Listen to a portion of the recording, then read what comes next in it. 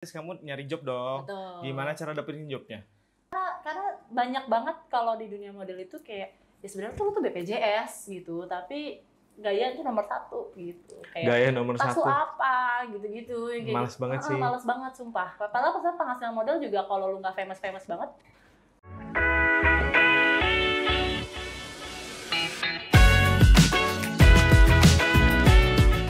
Halo guys, kawan-kawanku, balik lagi ke channel Sisi Kreatif. Kali ini kita bakal ketemu seseorang yang badannya fleksibel banget. Bisa dibilang seseorang yang bekerja di bidang entertain. Please welcome Imel. Boleh, Mel, perkenalkan diri dulu. Oke, halo semua. Perkenalkan, saya Imela Melati. Profesi saya adalah Professional Dancer Industry. Professional Dancer Industry. Awalnya jadi dancer karena apa? Karena hobi itu. Karena senang bergerak. Senang bergerak. Dan tidak bisa diam. Dan tidak bisa diam. Ya. Bisa dibilang juga masuk ke passion kan. Betul. Kalau gitu. Sebelum jadi dancer nih ya. Mungkin kan banyak tahap-tahap email untuk menjadi seorang dancer. Boleh diceritain?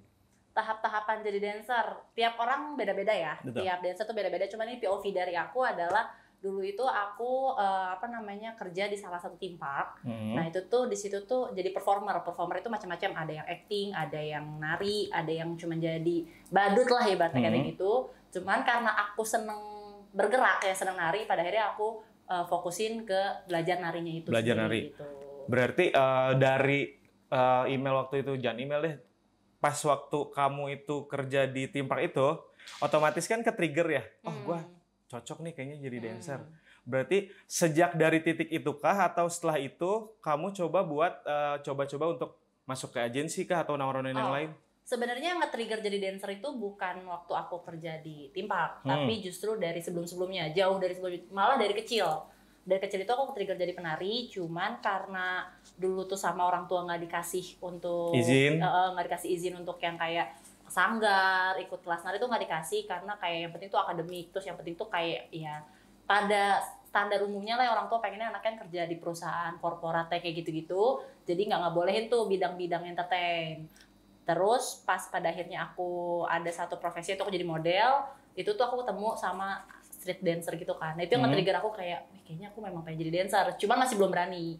Nah kebetulan kerja di theme park itu kan memang tempatnya kan, situ ada coachnya, ada apanya. Walaupun kita pun memang disuruh untuk belajar sendiri juga, cuman kayak karena ada tempatnya, wadahnya, jadi kayak yaudah deh aku iseng sambil belajar, sambil kejar jadi penari, terus akhirnya memutuskan tuh yaudah full time jadi penari. Full time jadi penari, berarti after dari situ kamu nentuin buat keluarlah dari theme park itu. Betul. Dan mengambil jalur as a professional dancer. Betul kan? Berarti dari titik itu udah berapa lama email jadi professional dancer? 10 tahun. 10 tahunan. 2015 ya, 2015 sampai 2025. Walaupun ada beberapa tahun kepotong karena ada Covid apa segala macam, cuman jadi professional dancer industry itu udah 10 tahun. Berarti nih, kalau ngomong-ngomong Covid ya, di mana seorang di lockdown ya, semua orang nggak bisa aktivitas. Betul. Kamu jadi dancer nih, ngapain kegiatannya? Tidak bisa dipungkiri, saya tiktokan aja. Karena memang sebenarnya sebelum aku tuh mutusin untuk bener-bener yang kayak berhenti kerja, kantoran, terus full bener-bener nari. Kan dulu tuh kerja kantoran, terus weekendnya aku nari gitu kan. Nah ini bener-bener kayak full mendedikasikan hidup aku nyari uangnya di nari itu pas 2019. Nah, kebetulan habis itu memang lockdown. Semua event-event yang udah booking aku tuh langsung cancel itu udah kayak stres banget, padahal kayak ini pertama kalinya aku mau serius nih di industri gitu, ternyata nggak dikasih jalan. Ya udah akhirnya aku ketiktokan. Berarti dari setelah itu kan kamu tiktokan ya? Dari situ menghasilkan atau emang ya udah berkarya aja dulu di TikTok? Sebenarnya berkarya aja sih. Menghasilkan sih ada beberapa, tapi nggak yang jadi nggak jadi jangka panjang dan nggak yang besar juga. Cuman untuk ini ya kayak lebih ke arah untuk mengeluarkan hasrat menari kita aja menari, gitu kan? Ya betul. Sama untuk biar kita kan sebagai dancer industry kan dilihat eksistensinya ya, dilihat eksistensinya. Jadi semakin kamu kelihatan eksis di mana-mana dan maksudnya banyak vocab koreo yang kamu bisa, itu kan akan dilihat oleh koreografer, akan dilihat oleh company dance. Jadinya kayak si Imel masih aktif nari ini, bisa nih diajak kayak gitu. Berarti dari situ juga, berarti selama Covid kan di lockdown ya kurang lebih 2 tahunan. Betul. Ya. Di situ kamu berkarya tuh kan di TikTok. Sampai akhirnya COVID pun sudah lewat, otomatis kamu nyari job dong. Betul. Gimana cara dapetin jobnya? Kalau caranya dapetin job itu ada yang kebetulan ada yang reach out karena kan setelah COVID itu selesai kan company-company udah mulai bikin acara tuh. Ya walaupun nggak banyak, tapi ada beberapa yang mulai reach out butuh dancer, ada yang kayak gitu. Terus ada juga karena aku sama teman-teman aku yang base campnya di Bogor, nih teman-teman dancer di Bogor, itu kita bikin satu kayak karya gitu selama COVID, bikin kayak simulasi dance mapak gitu? pengantin. Mapak pengantin. Cuman versi kita dengan bareng sama Angklung, kolaborasi sama tim Angklung. Jadi kita mulai jualan pelan-pelan gitu. Makanya pas setelah COVID selesai, wedding udah bisa diadain, kita mulai lagi dari situ, dari harga murah dulu nih ke wedding gitu. Akhirnya mulailah banyak lagi. Gitu. Sekarang udah mahal ya? Mahal atau murah relatif tergantung kemampuan. Betul, yang penting passion kita terjalani dan apalagi kerja kita sesuai hobi dong. Itu appreciate diri kita sendiri as a professional dancer. Terus kalau misalkan itu kan udah berarti kayak bikin komunitas gak sih kalau kayak gitu? Sebenarnya ya memang ada komunitasnya. Pasti ada komunitasnya. Ada komunitasnya. Cuman kalau aku sama teman-teman aku itu kita bukan bikin komunitas, tapi kita memang punya manajemen. Kan di Bogor ini punya manajemen. Terus karena kita tuh kayak nge-hire-nya orang-orang yang udah profesional. Ya memang tujuannya buat cuan-cuan, buat duit buat gitu. Nyari duit ya. Jadi kita nggak buka kelas, kita nggak buka yang kayak siapa nih yang mau private sama kita tuh nggak ada. Jadi memang kalau dia bisa nari, dia bagus, ayo ikut nanti maksudnya kita pakai untuk ngejob lah ibaratnya gitu. Terus lebih fokusnya bikin kostum juga kalau di Bogor ya. Kalau di Bogor tuh aku bikin kostum juga buat nari, bikin kostum juga untuk yang parade-parade gitu. Jadi hasratnya nggak cuma di nari, tapi dibikin kostum juga sebenarnya. Nih, kalau bikin kostum kan ibarat, apalagi kalau dance-nya itu bertema ya, itu kan pasti ribet banget ya bikin kostum. Itu apakah, kasarnya gini, lu bikin kostum, tapi apakah biayanya ditanggung sama si yang bikin yang hire kamu, atau itu pribadi? Nah, kita lihat dulu kebutuhannya. Kayak ini satu kasus ya. Misalnya kamu nih ada company yang mau hire kita as a client ya kamu, kayak kita mau ada dong opening dance dengan tema ini gitu. Terus kita akan lihat nih dengan kostum kita yang kita punya nggak tema itu. Kalau kita nggak punya, kita akan bikin baru. Dengan catatan memang tema itu tuh cukup sering dipakai. Kalau tema itu nggak sering dipakai, kita akan kayak nggak usah kita bikin, kita juga sewa lagi aja ke orang. Kayak gitu. Tapi kalau memang itu temanya sering dipakai, ya udahlah nggak apa-apa kita bikin, toh sebenarnya untuk jadi aset. Karena kan bisa dipakai lagi untuk the next day-nya, jadi bisa dipakai lagi kalau memang temanya sama. Betul. Terus juga kita biasanya ngejual kayak paketan tarian itu, klien nih, Kak, saya butuh tarian dong. Kan banyak juga klien-klien yang nggak ngerti ya tarian itu apa, pengennya modern tapi yaudah deh apa aja. Nah, karena kita udah punya portfolio tarian, kita kasih. Ini kita punya model kayak gini-gini tariannya, kostumnya pun yang kita punya tuh apa aja. Jadi nanti tinggal disesuaikan maunya seperti apa. Kalau dia pengen yang, saya pengennya semuanya baru, kostumnya baru, tariannya baru, ya pasti ada add-on lagi. Add-on lagi ya. Nah, iya gitu. Ada add-onnya lagi. Tapi kalau kayak, nggak apa-apa Kak, yang ada yang udah ada aja, ya udah kita akan kasih harganya memang udah ada. Berarti ya sih kalau misalkan additional tapi dari si yang meng-hire kitanya nggak ada responsibility-nya kan otomatis kasarnya nombok ya kalau kita apalagi bikin kostum nggak murah.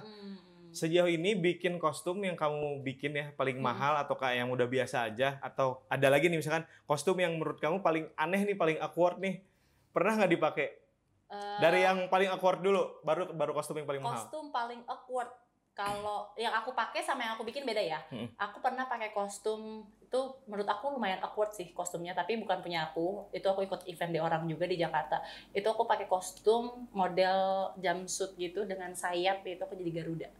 Tapi sayapnya cuma sebelah. Terbang dong? Enggak, tapi cuma sebelah. Oh, sebelah. Cuma sebelah dengan mahkota. Dan itu tuh yang bikin anehnya itu adalah pegangannya, karena kita tuh itu kan sayapnya panjang banget. Itu tuh kita cuma ada benang di dalamnya, itu cuma ada benang, jadi kita cuma pegang gini. Dan kita nari selama 5 menit dengan megang benang itu, dan itu kita udah beset-beset doang. Beset dan pegel? Pegel, parah. Karena kita nggak bisa nekuk kan, misalnya harus nekuk tapi susah nekuk gitu. Itu, dan kepalanya berat banget. Itu kalau teraneh. Teraneh. Kalau terwah lah pokoknya. Kalau terwah sih biasanya aku nari pakai national costume baju yang ada sayap-sayapnya, yang ada belakangnya ada segala endah rupa, ekornya panjang, itu juga ada. Sulit gak sih pakai kostum-kostum yang kayak gitu untuk dance? Sulit. Apa memang untuk koreonya udah kita atur Ya. Kalau pakai baju ini kita koreanya gini. Ya, memang biasanya kalau memang kostumnya memang udah tau bakal ribet, biasanya juga kita akan sesuaikan dengan koreonya. Cuman kalau ngomongin tingkat kesulitan sebenarnya lebih ke arah kayak pegel aja sih, pegel. Cuman karena kita seneng ya pegel, cuman tetap happy aja ngejalaninnya. Iya, karena mungkin bisa dibilang passion, apapun kita lakuin, apalagi dapet cuan. Betul. Betul kan? Cuman kadang yang bikin kesel itu kalau misalnya kostumnya itu sebenarnya bagus, secara estetika bagus, tapi nggak nyaman dipakai. Itu misalnya kelihatannya, kostumnya bagus ya, tapi di sini ketusuk sebenarnya. Terus kayak nafasnya tuh sesek, udah kayak pengen muntah. Itu tuh sering banget terjadi gitu. Cuman ya harus kita telan, itu ya pahit-pahitnya jadi dancer. Cuman yang kadang bikin lebih bete itu adalah kalau kostumnya tuh kelihatannya bagus, tapi bikin kita gerak nggak maksimal. Itu sih sebenarnya yang bikin. Jadi membatasi kita untuk maksimal kan kasarnya. Karena kan ya kita kan dancer ya sebenarnya, pasti yang lu liatin kan gerakannya. Jadi kalau gerakannya tuh kayak kitanya nggak kurang lepas tuh suka kayak kayak batin sendiri tuh kurang keisi kan kalau misalkan malah kayak gara-gara kostum nih gitu. Padahal gue mau maksimal nih. Iya kayak gitu. Kan soalnya sering kayak keselimpet kain lah, tiba-tiba baju kebuka lah, itu udah hal yang sering terjadi gitu. Tapi just in case nih, ketika kamu manggung misalkan ada nih kejadian kayak contoh tadi, ininya copot lah, misalkan apapun itu materialnya copot, itukah ada yang ngebenerin atau kamu usaha pokoknya live show must go on? Show must go on. Kecuali fatal banget ya, kalau udah fatal banget, mau nggak mau kita harus out. Karena kan nggak mungkin ya tiba-tiba kalau perempuan misalnya modelnya pakai kemban gitu, terus tiba-tiba kembannya copot, terus kita nggak keluar. Kayaknya gimana ya, Zai? Tapi kalau cuma kayak perintilan-perintilan kayak kalung lepas, gitu, terus ada kain yang menjuntai jatuh ke bawah ya, show must go on, nanti kita selesai, ambil baru keluar gitu. Tapi selama ini ya kamu dance udah dari beberapa kota nih ya. Beberapa kota nih, sebutin kota mana yang menurut kamu paling bener-bener, akhirnya dong gue bisa dance sampai ke kota ini. Kemarin sih, ke Tembagapura. Papua, ke Freeport. Itu kayak wow buat aku. Maksudnya sebenarnya kayak narinya bukan nari yang sulit gitu, bukan yang gimana. Cuman kan kita dipercaya untuk berangkat ke sana aja tuh udah itu pride diri sendiri banget. Karena ya bukannya mengucilkan kota-kota lain ya, tapi kan Tembagapura dan Freeport itu kan bukan kota wisata ya, tempat orang bekerja. Lu punya duit sebanyak apapun lu untuk bisa ke sana. Iya benar. Itu ada izin khusus untuk ke sana. Ini kayak lu dikasih kesempatan berangkat ke sana gitu, kayak wow, finally aku bisa melihat Papua bagian ini yang dingin sekali ternyata. Dingin Papua. Dingin banget. Ternyata aku nggak expect, karena sebelumnya aku juga ada satu kota lagi, Kaimana, itu di Papua Barat. Aku juga ke sana, itu juga bagus banget tempatnya. Cuman panas banget kan gitu. Tapi kan itu bukan yang nggak pride ya, itu juga pride karena jauh. Cuman untuk lebih pride lagi ke Freeport itu sendiri sih. Karena jauh banget. Perjalanannya berapa lama itu? Pesawat itu kalau nggak salah 4 jam ya. Pesawatnya 4 jam, terus daratnya itu 3 jam. Dan yang bikin deg-degan tuh sebenarnya darat. Karena di darat itu dari bandara sampai ke Freeportnya itu kita naik bis. Bisnya itu bukan bis kayak biasa kita lihat. Bisnya itu adalah bis kayak bis kontainer gitu. Dan semuanya tuh anti peluru, dan semuanya tuh ditutupin busa hitam. Jadi kita tuh nggak bisa lihat pemandangan luar. Jadi kita tuh nggak bisa ngeliat apa-apa. Perang apa mau dancing? Karena di sana suka ada kerusuhan. Jadi kita tuh nggak boleh ngeliat keluar gitu loh. Dan orang luar pun nggak bisa lihat kita. Karena kan takutnya tiba-tiba di jalan ada tembak lah apa segala macam kayak gitu. Jadi kayak sepanjang perjalanan ya antara deg-degan sama mual. Karena medannya kita nggak tahu, tiba-tiba turun. Iya, tiba-tiba nanjak. Iya, kita kan nggak tahu ya. Blind banget, bener-bener kita tuh nggak bisa lihat. Kan si supirnya juga kan, kalau tahu kan truk kontainer kan terpisah ya. Terpisah, dia kelihatan depannya ya. Kita tuh nggak bisa lihat apa-apa. Terus kayak selama 3 jam itu kita cuma ke rest area itu, bukan rest area malah sebutannya, cuma berhenti itu satu kali, dan itu pun kesempatan untuk toilet cuma punya waktu 3 menit. Jadi di antara semua berapa bis itu kita berhenti, cuma bisa ke toilet 3 menit. Setelah itu kita akan diklakson, akan dikejar-kejar untuk buru-buru naik. Karena nggak bisa lebih daripada itu. Tapi kan dari situ udah tahu ya, misalkan si yang hire-nya itu berarti dari perusahaan Freeport. Itu linknya bisa kan sampai ke situ. Udah gitu kok dalam hati gua apalagi mungkin pride kali ya bisa sampai ke Papua itu dari diri sendiri. Tapi di balik itu semua itu kan ada sesuatu yang tadi tuh agaknya takut perang atau apa.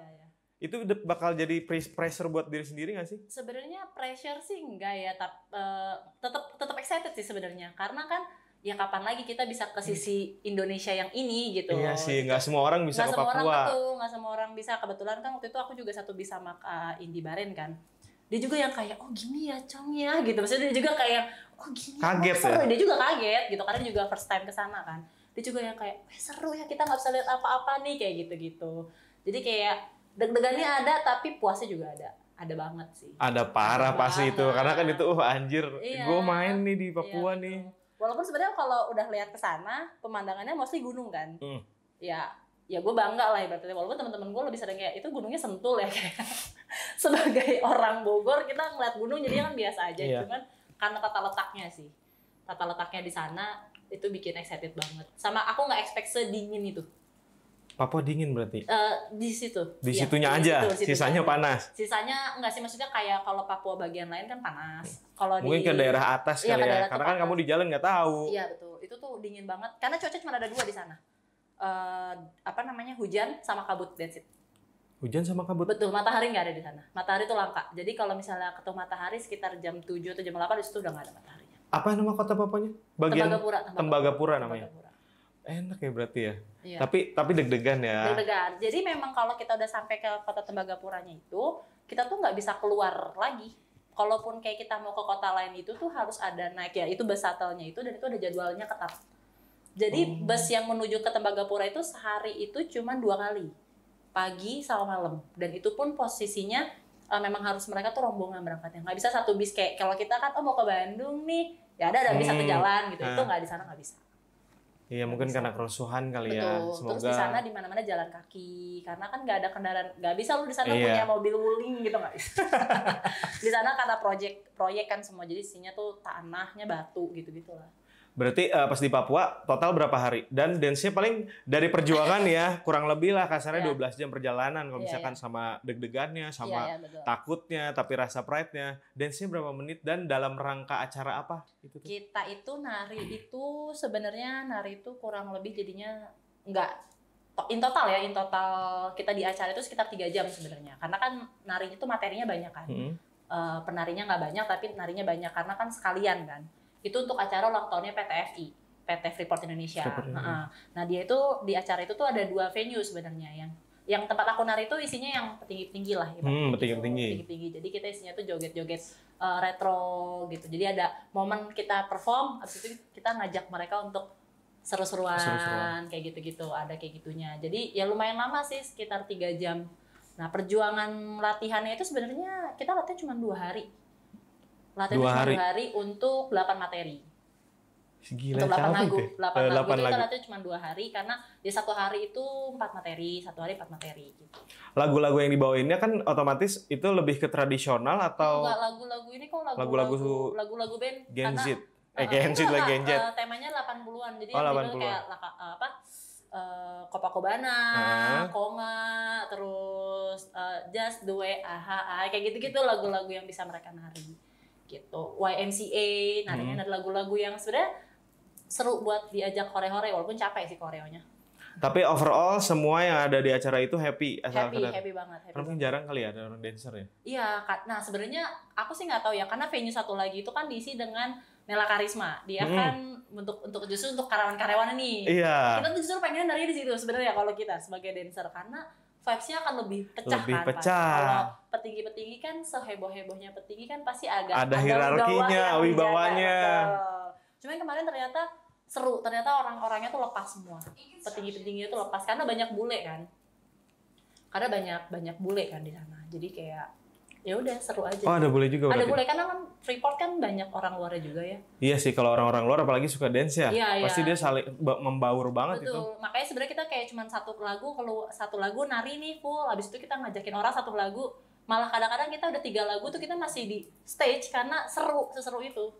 Kadang ini ya durasi, terkadang ketika si penontonnya malah jadi lebih hype, malah kita lebih pengen show more gak sih? Betul. Iya kan? Kadang kayak gitu. Terus sama ya itu balik lagi ke environment-nya, karena momen di situ juga kitanya juga enjoy, happy. Jadi kayak sorry itu kita jadi nggak hitung-hitungan.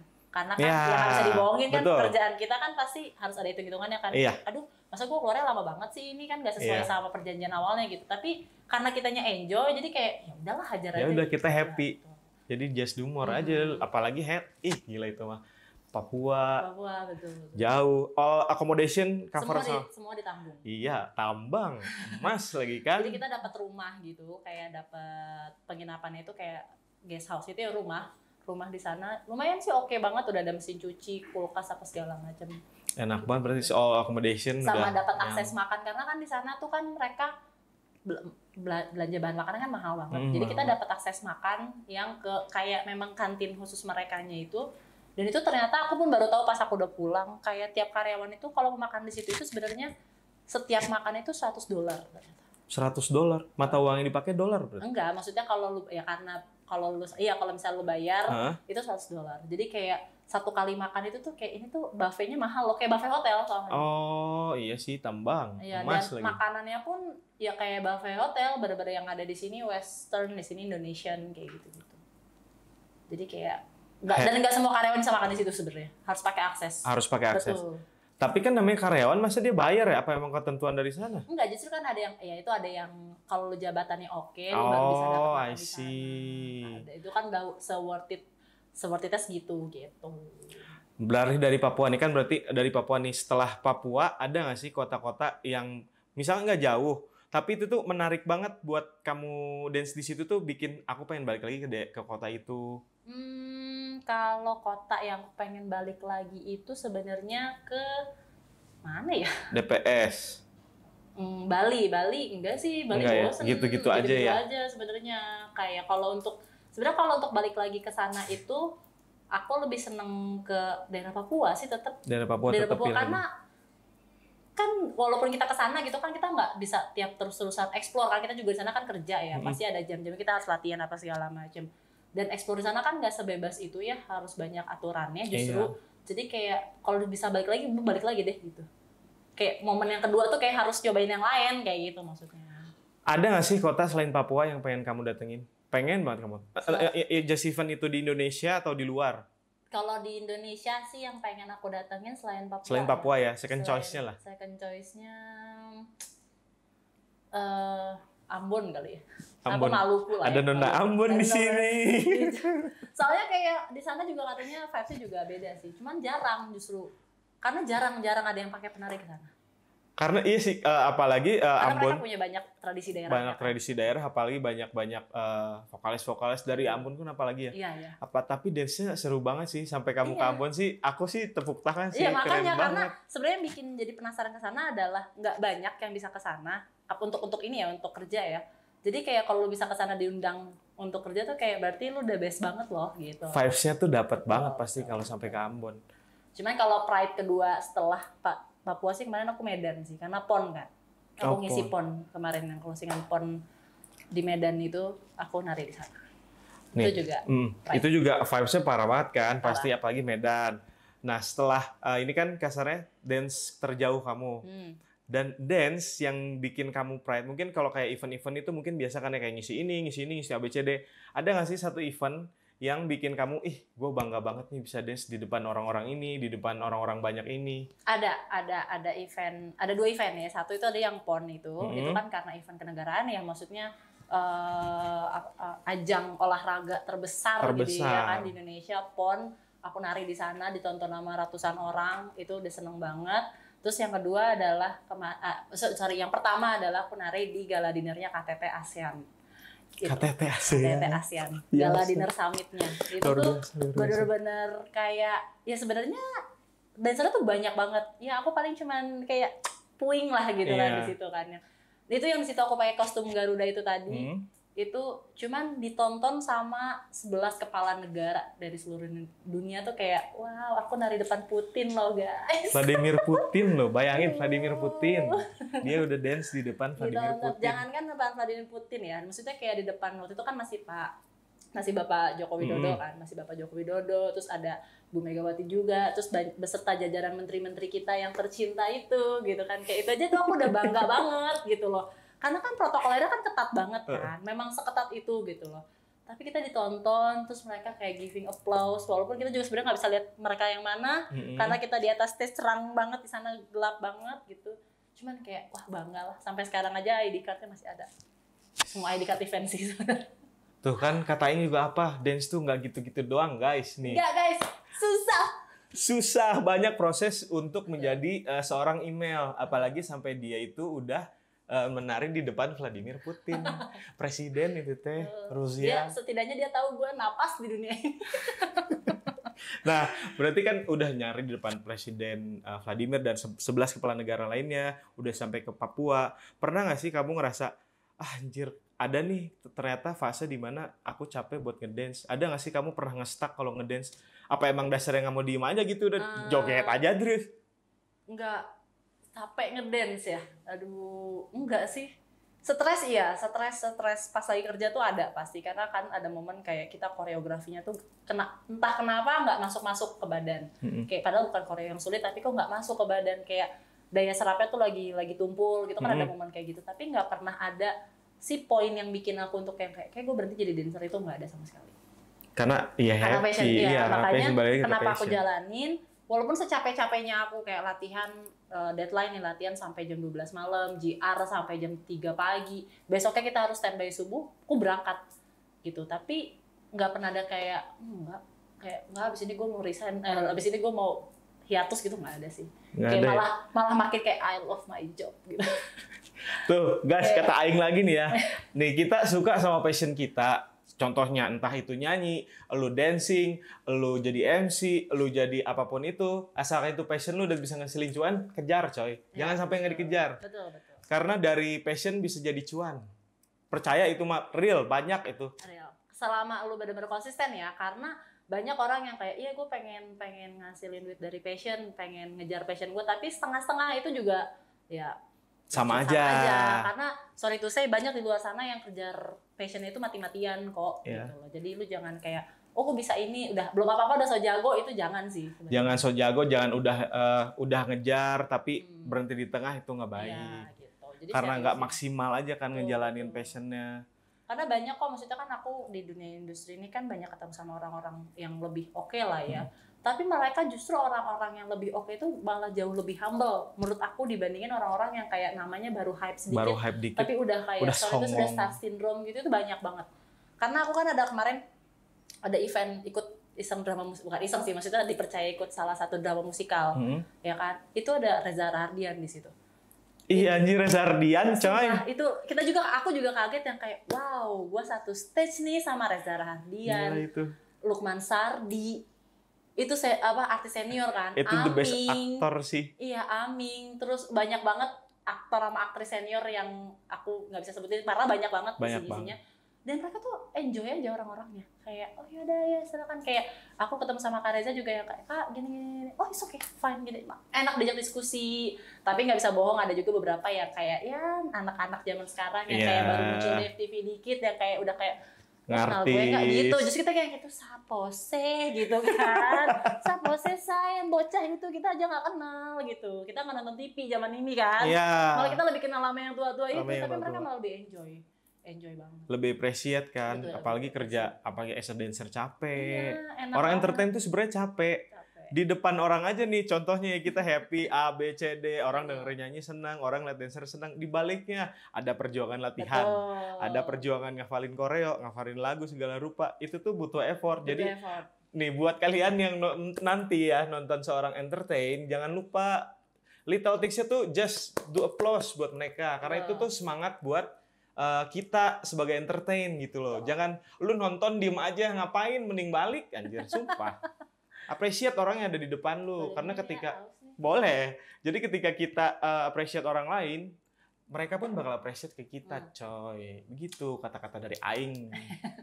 Ya sebenarnya ya mungkin orang kan banyak yang kayak ya udahlah jadi dancer mah gampang, gerak-gerak doang. Apalagi sekarang kan TikTok udah merajalela ya. Semua orang bisa jadi dancer gitu, modal cuman yang kayak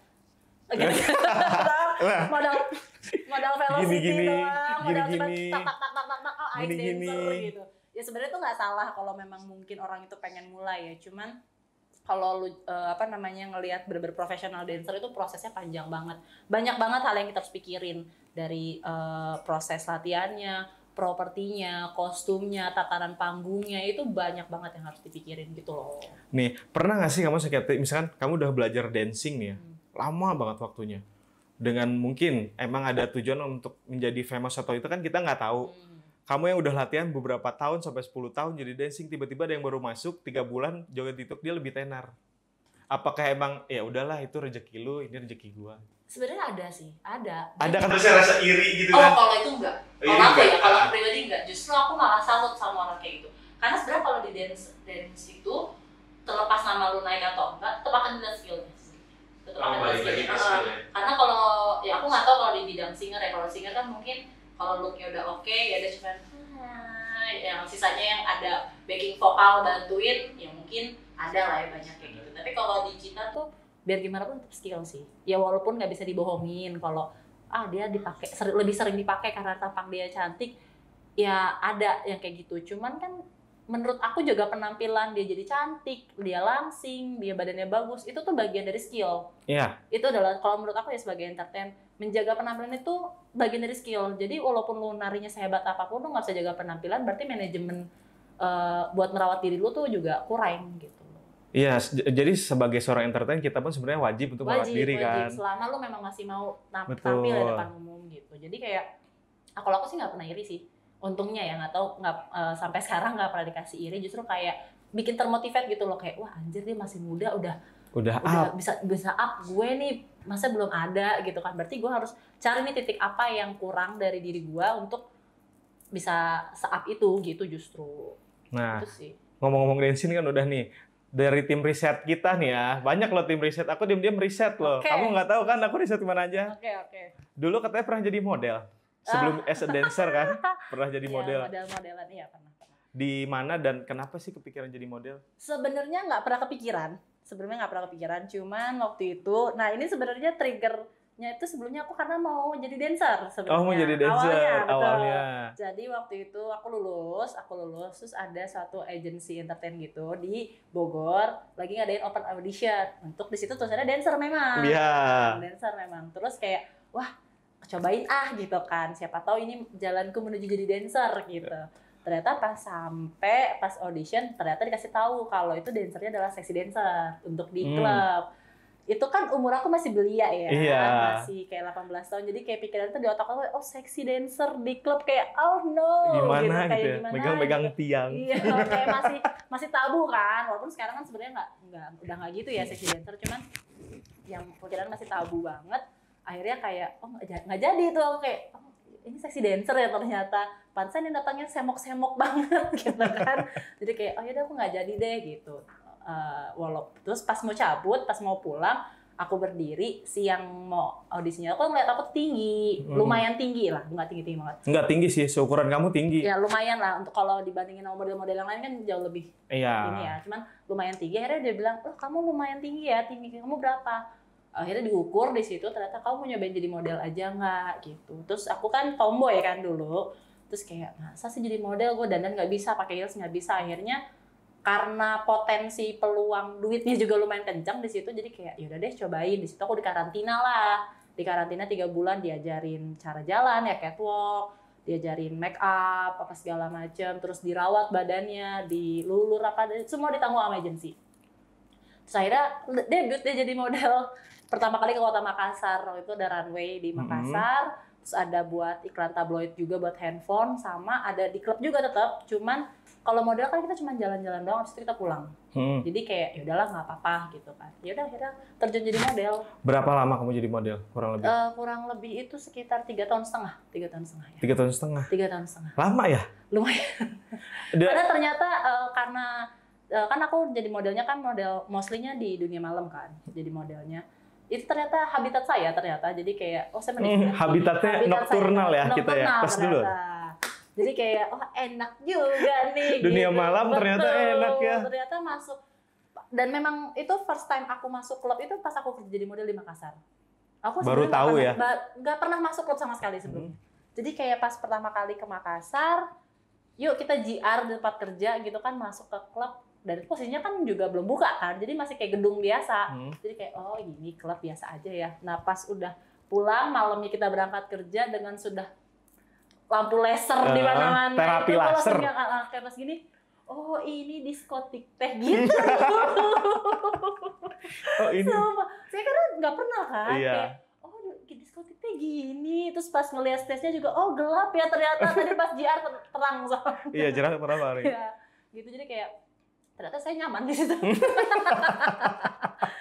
Wah ternyata saya suka, dari nggak bisa minum, dari cuma minum Kalua yang rasanya manis itu, cuman kopi. segelas doang gitu juga pulang udah gini gitu. Baru kenalan, livernya baru ya, kenalan, betul. liver ginjal ternyata baru saya kenalan. 2 bulan di Makassar jadi dari gini. Gitu ternyata. Cerita Gitu. model berarti 3,5 tahun kurang lebih jadi Betul, model. betul. After itulah baru kebuka. Jadi flow-nya dari model dulu, baru kebuka chance untuk menjadi seorang dancer. Betul. Pas itu ditawarin manajemen kah apa? Kamu iseng-iseng nari kan orang pasti ngelihat dulu ya. Gimana sih kok ini dari model bisa jadi dancer? Nah justru dulu tuh aku jadi karena aku niat untuk berhenti jadi model itu karena kan aku mulai capek sama dunia malam. Sebenarnya bukan capek sama dunia malamnya tapi ke manajemen modelingnya. Karena kan model itu kan sebenarnya kita tuh enaknya kayak kerja cuma gitu-gitu doang.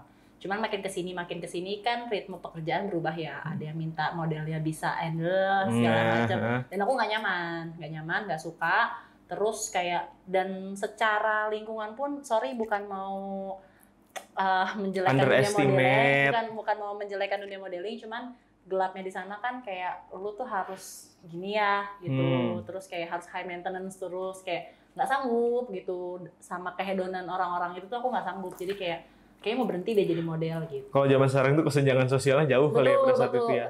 Karena banyak banget kalau di dunia model itu kayak ya sebenarnya tuh lu tuh BPJS gitu, tapi gaya itu nomor 1 gitu. Kayak gaya nomor 1. Tas lu apa gitu-gitu. Males banget sih. Males banget sumpah. Padahal penghasilan model juga kalau lu nggak famous banget. Nongkrong ngomongin tas, nongkrong main HP, nongkrong mah ngobrol. Gitu. Jadi kayak capek lah sama ininya, aku nggak masuk lah sebenarnya nggak sefrekuensi. Jadi kayaknya aku mau berhenti deh dari dunia ini, dari dunia model itu. Iseng aku audisi di Timpak itu. Oh, Timpak itu. Aku audisi sebenarnya. Audisi karena kebetulan ada teman aku yang kerja di sana, dia bilang nah ada audisi nih, cuman jadi performer. Kan aku bingung ya, model mau ngapain ya di sana. Nah karena aku punya passion hari itu, iseng lah kayak ya udahlah ngulik-ngulik koreo di YouTube gitu, terus akhirnya audisi, kepanggil. Akhirnya mungkin memang udah suruh berhenti di situ. Udah suruh berhenti jalurnya lah ke situ kan. Nih berarti kan kamu belajar dancing udah lama nih ya. Ingat nggak dance pertama kali kamu nih dance gayanya gimana? Dance pertama kali. Gayanya gimana? Kan kalau sekarang gini-gini kita gini-gini. Gue inget lagi itu SMP. Gue inget banget waktu itu SMP, itu gue diajarin dance sama kakak kelas dan itu kita masih nge-record lagunya itu pakai kaset, tahu kan zaman dulu kita masih pakai kaset yang dipencet yang ini kayak jangan berisik ini pencet. Iya. Itu di ruangan kelas terus ada lagunya itu Tokyo Drift. Oh, teng. Ya, terus yang gerakannya cuman tapi itu udah keren banget, lu pakai celana jeans, pakai jaket jeans, pakai tank top warna-warni itu udah kayak keren banget itu sih gitu dulu dia. Dance berarti awalnya gimana tadi? Kayak teng itu kayak lama banget gini-gini doang, tapi kita tuh keren banget. Pada saat itu keren dong. Belajarnya pakai disket. Terus koreo dari zaman dulu YouTube mungkin udah ada kan, cuman belum ada ya. Belum, jadi referensi kita tuh kurang. film kayak dulu kan nonton film apa nih yang ada dance-nya tuh kayak diliatin gitu. Diperhatiin banget gitu. Buat orang oldies kayak kita ya, buat belajar tuh susah coy. Jadi buat zaman sekarang nih, buat generasi penerus, jangan males buat memulai sesuatu, aing bilangin. Karena lu sekarang platform udah banyak, YouTube ada, musik ada, mau bermusik ada, mau dancing udah ada koreonya. Jangan diem aja di rumah, coy. Bergerak 2025, bro. Bener, karena enak sih zaman sekarang kayak kalau gue ketemu sama anak-anak, sorry itu saya bukan bawa-bawa generasi ya, tapi maksudnya kayak yang di bawah-bawah gue gitu. Kayak, Kak gimana sih caranya jadi ini biar banyak kan tips-tipsnya minta ya, kayak gimana bertahan di industri. Simple, kalau skill tuh lu pasti bisa kayak lihat platform YouTube apa segala macam. Sekarang banyak yang ngasih free lesson tuh banyak banget. Zaman gue tuh kita nggak bayar kelas untuk nari tuh ya lu nggak bisa berarti. Dan orang tuh pelit zaman dulu kayak lu belajar ya nari ini, ajarin lagi dong. Ya kalau lu nggak bayar nggak akan ada mau. Sekarang tuh platform banyak banget, tinggal lu ikutin, tinggal lu lakuin gitu. Sisanya attitude selesai. Attitude yang paling penting. Yang paling penting di industri adalah attitude. Itu nomor 1. Mau sekeren apapun lu kalau attitude lu jelek, mungkin di entertain tapi di overall yang namanya attitude tuh penting. Emang penting kok. Maksudnya Ya orang sih memang kita juga nggak bisa ngontrol nggak bisa ngontrol opini orang terhadap kita kan. Cuman setidaknya kalaupun kayak lu tahu lu tuh masih baru di situ, ya nggak usah banyak cetak lah anjing. Eta aja banyak Sebanyak cetak. cetak lah gitu, tau gak lu maksud gua. Tuh kan banyak yang kayak, oh ya gue udah menang lomba ini ya kalau di kita ya, misalnya kayak, oh gue udah menang lomba ini nih, gue udah menang lomba ini nih.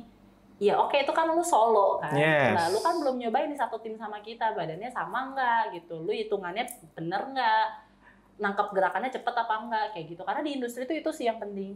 Karena kerja sendiri sama kerja tim tuh pasti Beda. bawaan orang beda. Beda. Orang yang misalkan dancing sendiri oke bagus, belum tentu. Kata kamu kan kayak teamworknya nih kan. Dancing group tuh mungkin lebih susah dari solo kan. Dia harus iramanya sama, gerakannya sama. Jadi jangan banyak cetak kalau baru bisa gitu doang. Karena kan kalau lu nari, kita yang dancer industri itu, koreonya memang nggak sesulit kalau lu lomba deh gitu. Nggak sesulit kayak lu battle dance yang kayak lu harus freestyle locking sampai pleset-pleset main floor apa segala macam. Emang nggak sesulit itu. Tapi justru kan tiap orang kan punya basicnya masing-masing ya.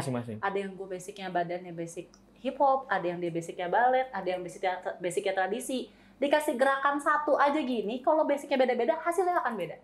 Oh iya. Betul. Jadi kayak gimana ya contohnya ya? Coba jangan berdiri, jangan berdiri, duduk aja. Ini kepotong kepotong gini. Gini ya. Jadi contohnya gerakan, misalnya gerakan apa ya yang, oh gini deh, gini, cuma doang nih, gini. Tapi kalau misalnya lu asalnya tradisi, bisa jadi lu tuh gini, tapi badannya gini. Oh. Mendak. Kalau gini lebih ke gitu. dance tradisional nggak sih? Karena dianya pasti akan song kayak gini, jadi kan kayak gitu. Nah tapi kalau misalnya dia basicnya ballet, dia akan lebih gini. Up badannya, ada extension panjang. Padahal gerakannya sama nih, gini doang nih tangannya. Tapi ada yang badan begini, ada yang badan begini. Tapi kalau misalnya lu basicnya anak hip hop, lu bakal begini. Oh iya benar, iya kebayang. Itu jadi walaupun lu bisa nari, tapi ya di industri itu kebutuhannya kayak lu harus bisa ngikutin semua kemauan si koreografer gitu loh. Gerakannya sama, tapi kalau gerakannya gini hip hop. Ini gini hip hop pasti agak bongkok. Gini ballet pasti akan tradisional. Ballet gini. Ini mendak. Ininya akan agak badannya akan turun. Kalau gini apa? Ini saya keluar. Gitu. Jadi banyak sih challenge-nya sebenarnya. Seru berarti. Seru. Jadi aus juga ya. Aus ya, aku juga aus nih. Nih, berarti dunia dance tuh dari beberapa jenis genre gitu ya. Kamu lebih interest ke genre apa? Apa as a professional dancer kamu harus menguasai semua genre? Kalau as a professional dancer, ya harus semua genre. Cuman minimal basic. Nggak harus yang kayak hip hop harus pro hip hop banget. Ini ballet, kontem gitu nggak harus pro banget. Tradisi juga nggak harus pro banget. Cuman kalau dari aku pribadi, aku memang anaknya modern. Jadi lebih ke koreografi modern aja sih sebenarnya. Karena beda-beda kan. Ada ngikutin zaman nggak sih? Betul. Kayak terus kalau aku pribadi sih genrenya lebih ke jazz funk sebenarnya. Ada nama genrenya tuh jazz funk. Ada genre baru. Dia tuh ngalir mainnya tuh gitu. Ada kan? Kalau ngobrol sama dancer, kalau kamu ngalir pasti begini-gini iya ya? Kan dicontohin gitu, gimana dong? Iya benar. Kayak gitu. Sebenarnya ke situ. Cuman kalau bilang bisa hip hop ya bisa lah, basicnya sedikit bisa. Tapi kalau gue suruh nge-freeze gitu sekarang, kayak suruh Koprol. nggak bisa gitu. Tadi kan kamu dari ngomong basic dancing. Emang dari beberapa genre, contohnya aku tahu tradisional, modern dance dan lain-lain, emang ada basic tersendiri. Contohnya yang kayak gini sih? Ya itu pasti lah tiap genre itu punya istilahnya masing-masing lah untuk gerakan, dia punya basicnya masing-masing. Jadi pasti beda-beda. Cuman kalau di industri itu ya setidaknya kita tahulah istilah-istilah itu gitu.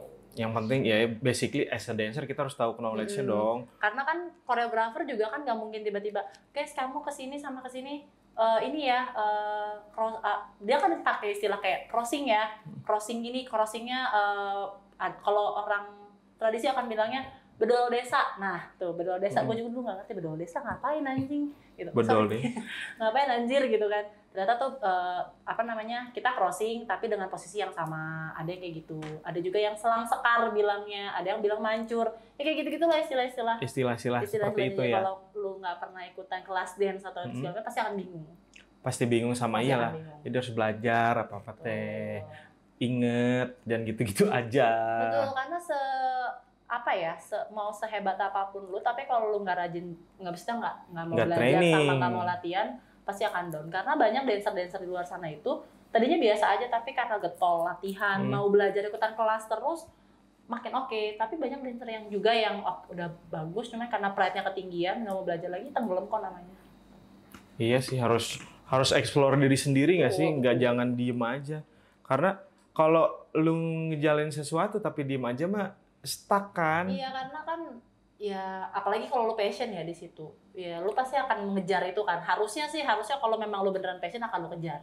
Itu kayak kalau alasannya kayak Kak aku nggak punya waktu, Kak aku nggak punya biaya, pasti akan ada jalannya selama lu cari. Yes. Itu betul. pasti ada jalannya kalau lu cari. Kalau misalnya itu lu jadiin excuse, berarti memang lu nggak nyari dan lu nggak niat udah deh. Betul. Mau jalanin nggak mau ya udah. Ya gitu. Masih banyak orang yang butuh. Nah, itu dia. Nih, berarti dari selama ini ya kamu ngedance-nya kurang lebih 10 tahunan lebih kan? Kamu udah capai goals kamu belum sih? Achievement kamu kayak akhirnya gue bisa di sini, akhirnya gue bisa sampai di titik ini. Pernah nggak kamu ada di titik terendah di profesi kamu? Oke. Kalau ngomongin achievement itu sebenarnya achievement aku tuh berubah-berubah terus. Maksudnya berubah-berubah dalam artian kalau achievement aku misalnya kayak dulu nih kayak aku tuh pengen loh nari di event ini. Kayak simpelnya deh, ya aku pengen deh nyobain nari di TV ya. Itu kan kayak batu loncatan ya. Gitu kan.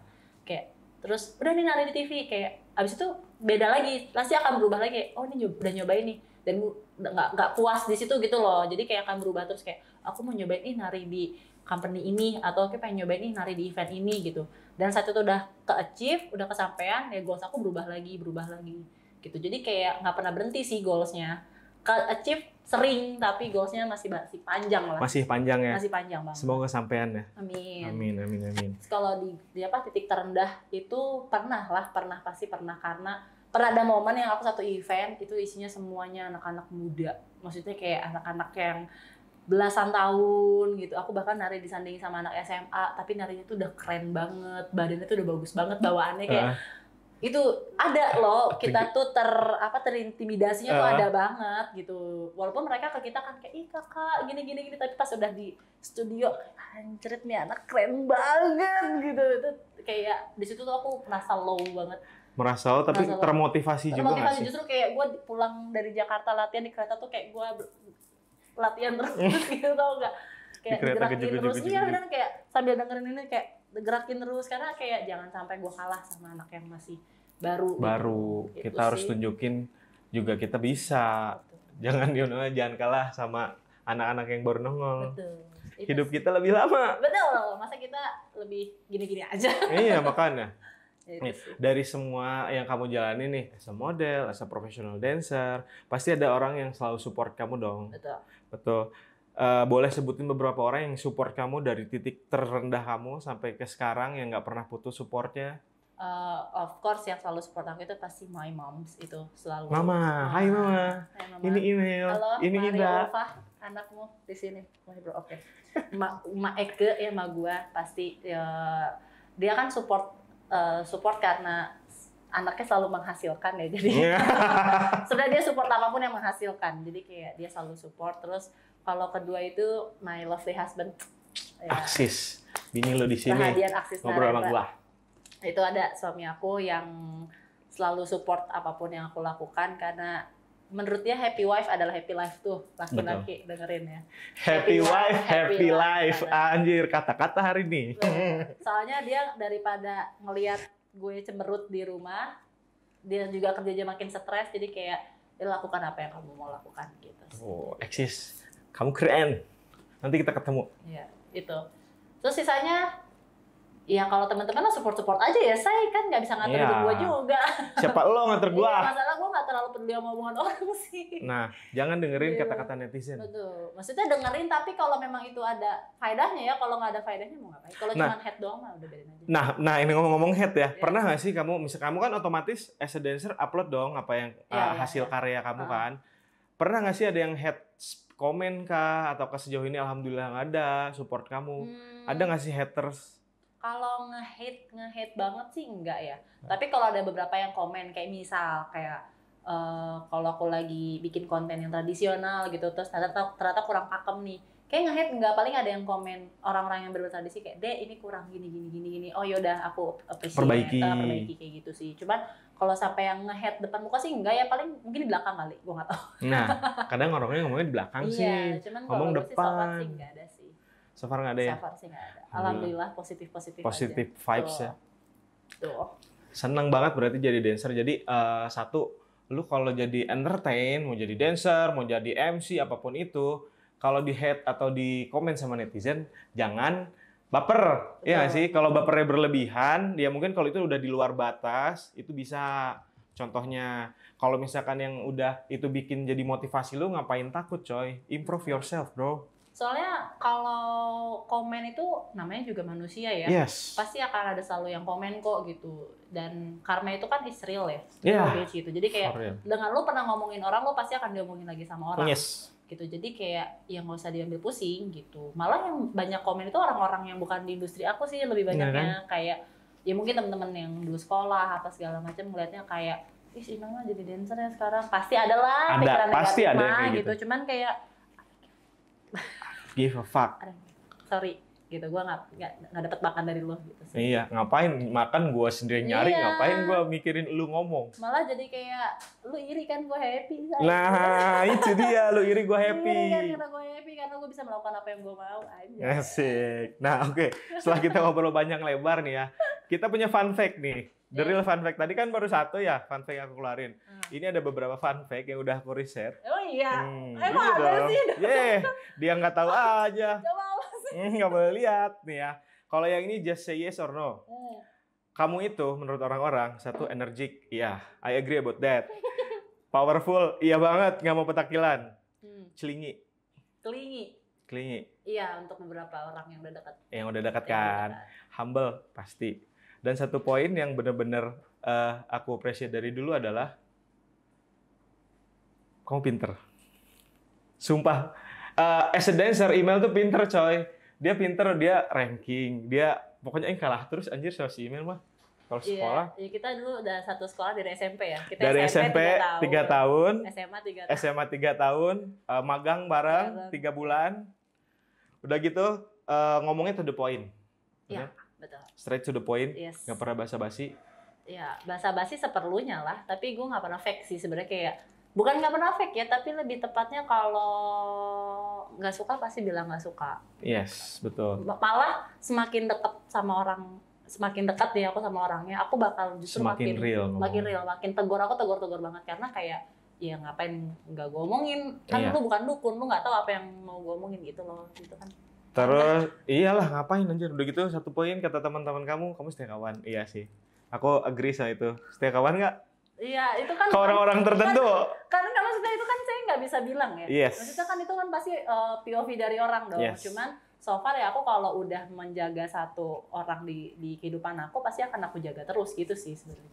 Nah, terus ada lagi ciri khas. Kata kamu sugar rush ya? Takilan. Iya. Kenapa sih kamu diem banget? Emang nggak bisa diam apa gimana? Satu memang ya mungkin satu nggak bisa emang karena diam. Kedua tuh sugar rush itu real guys. Sugar rush itu real. Berarti kamu tiap hari gula gitu? Nah, kalau aku kebanyakan gula, itu memang aku anak sugar rush. Dan fun fact ya, kalau aku nggak ketemu gula sama sekali, itu aku lemes seharian. Oh iya? Itu beneran, karena aku juga awalnya nggak percaya ya kayak sugar rush itu, tapi ternyata itu real banget. Karena aku pernah ada satu hari yang kayak aku memang lagi diet ketat itu nggak makan nasi, nggak apa, terus nggak ketemu kopi, bahkan kan aku gila banget sama kopi. Nggak ketemu kopi, nggak nyemil manis, nggak ada makanan manis sedikit pun, even buah pun aku nyari yang nggak manis. Itu aku low banget, baterainya tuh kayak bener-bener low cuma bed. gini aja, nggak ada tenaganya. Terus ketemu gula sedikit aja langsung yang twing gitu. Oh, the real ya, ternyata email sugar rush. Makanya suamiku kalau misalnya ngeliat aku udah sugar rush, caranya untuk menurunkan sugar rush-nya adalah makan daging. Itu merendahkan gula kamu dan kamu akan mengantuk langsung. Nah, bener berarti makanan favoritnya donat ya? Iya. Makanan donat kan? Karena itu adalah kombinasi tepung dan manis yang perfect adalah donat. Yes. Which one donut your favorite donut? Sebenarnya klasik donat, Dunkin Donut sih. Dunkin Donut ya? Donut. Dan aku tuh bisa makan dulu ya, kalau sekarang karena udah pola lagi diet. Nah, enggak memang ya karena udah diet. Terus pola makannya kan udah kejaga, jadi udah nggak bisa makan sebanyak dulu. Dulu itu aku bisa setengah lusin donat. 6 biji. Iya 6 biji setengah lusin. Itu kayak setengah jamnya udah langsung habis sih. Nggak nyampe setengah jam malah ya lu beli nih bikin donat, makan, ngobrol itu udah habis. Gue sendiri ya, nggak boleh ada yang minta soalnya. Gokil ya. Kayak gitu. 6 Itu tuh loh. bisa separah itu dulu. Gokil ya. Sekarang udah kayak justru makanya kalau Tapi ngeliat ingat, donat kayak kurangin. makanya kan Ingat diet. umur. Betul. Makanya Jangan sekarang banyakkan diet. gula. Makanya aku diet gula sebenarnya. Iya. Aku nggak diet karbo, nggak diet apa, tapi aku diet gula karena gula aku banyak. Tapi justru gula darahku rendah tuh. Oh iya. Iya, gula darahku rendah, aku darah rendah, aneh ya. Darah rendah tapi iya ya, itu kok aneh sih. Iya, makanya aku sebenarnya kalau nari kayak banyak koreo yang naik terus turun naik lagi itu kayak abis itu gelap nih, coy, tapi gerak aja dulu terus gitu. Oke, fun fact lainnya ngentukan, pelor. Iya, kalau udah nggak ada gulanya. Nggak ada gulanya. Kalau nggak ada gulanya langsung bener-bener jomplang kayak misalnya pagi nih belum ketemu kopi apa segalanya udah kayak cuma gini dong. Ketemu kopi susu sesip langsung kayak Bisa begitu. Sama nih, fun fact. Ini fun fact terakhir nih. Kalau kamu tahu nih ngomong siapa ngakak nih. Ya. Selama sekolah, pernah pacaran sama sahabatnya sendiri.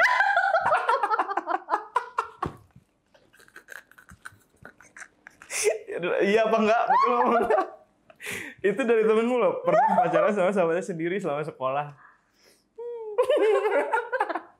Just say yes or no aja. Siapa sih? Ya, coba tebak yang jawab. Ada nanti kita kasih tahu. Gue tahu sih orangnya. Siapa? Lu. Bukan. Ayo ngomong. Iya, bener. Ini mantan saya, guys. Ini mantan saya juga. Jadi as a friend right now. Betul. Jadi mantan tuh nggak selamanya bakal musuhan. Betul. Kita bisa temenan. Bisa temenan. Aku sama mantanku semuanya baik-baik aja kok. Anjay. Nih, Ya. setelah fun fact, jadi kita ada games. Itu disebutnya Dance Dictionary. Keren banget kan bahasanya, culture parah, Dance Dictionary. Salah. Beda, itu tetangga. Sorry. Nih, kita sekarang masuk di segmen Dance Dictionary. Di sini, aku bakal nyebutin beberapa istilah di dunia tari, entah itu tradisional kah. Jadi kamu tujuannya gampang sih ngejelasin doang. Nih, pertanyaan pertama, oke? Ya, ini kalau salah saya gagal sebagai dancer Pasti saya. bisa. Apalagi udah 10 tahun as a dancer. Oke. Yang pertama, dalam dunia tari balet nih ya, kan ada istilah plie ya. Ya. Nah, plie itu apa?